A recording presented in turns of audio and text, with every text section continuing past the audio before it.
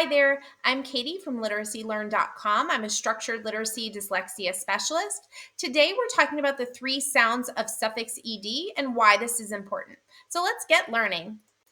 Let's start with the meaning of suffix ed. When we add the suffix ed to a regular verb, we show past tense, right? We show that something has already happened. So the meaning of this suffix is past tense.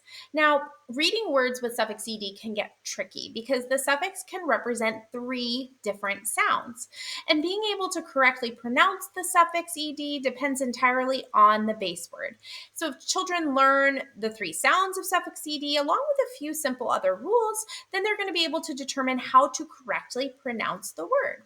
So let's look at the 3 sounds of suffix ed. The first one is id, that you hear in the word printed. The second one is d, like smiled. And the third sound is t, like you hear at the end of jumped. Let's continue exploring these 3 sounds in detail. First, let's explore suffix ed when it spells id. The rule for this is that the id sound comes after the letter T or D at the end of a base word. So for example, my base word list plus suffix ed, my new word is listed. We can clearly hear, if we isolate those syllables, list, id, 2-syllable word, and the last syllable is id. Other examples, ended, landed, twisted, tilted, acted, rented, chatted. Now, what's important to know, as I just quickly mentioned, is this suffix, the sound of this suffix, adds an extra syllable when it's pronounced. The other 2 don't do that. Let's continue learning. Now we'll look at suffix ed when it spells the d sound. The d sound is made when the final sound of the base word is voiced. So if my word is film, the last sound is that is a voice sound where your voice box is turned on. So that means that the voiced sound of ed is going to be used. The voice sound is d. That's the voice sound. So you're going to hear the d sound pretty clearly at the end of these words. Filmed, grilled, banged, smiled, saved, yelled, raised, sailed, bagged. Okay, so it's important to note too that even though these words have 2 vowels in them, there's still only 1 syllable. So teach your kids that, and let's look at the third sound that ed can make. Finally, suffix ed can spell t, and the rule for this is that the t sound is made when the final sound of the base word is unvoiced. So t is an unvoiced sound. If the last sound of the base word is unvoiced, then we're going to pronounce it with the t sound.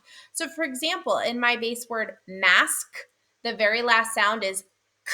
Do I feel my voice box on when I make that sound? No, it's just air coming through. So now when I add on my suffix ed, it has to match with the unvoiced sound. The unvoiced sound of suffix ed is t. So the word is masked. Okay, so now we have the words hushed, jumped, fished, asked, kicked, skipped, hopped. You can hear the t very clearly at the end of all of those words. Why is this important? Well, suffix ed is one of the most common suffixes in our English language, so it's really important that kids can read and spell words that include this suffix.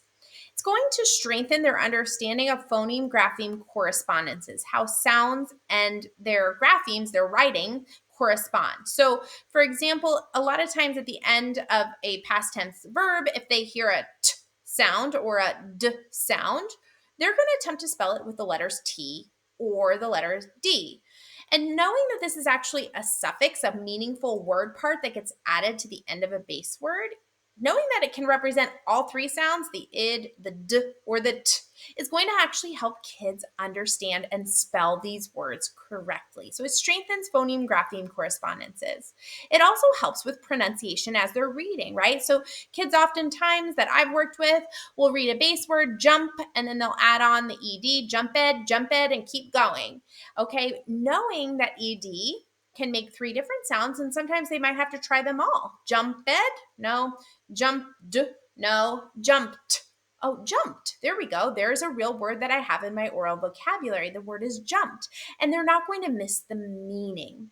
And it also helps to build morphological awareness. Knowing that this is a meaningful word part that gets added to the end of these verbs is going to help them understand meaning of the word and overall build their comprehension. So that's why it's important to teach suffix ed, grab our resources that we offer, and come back soon to learn more about literacy.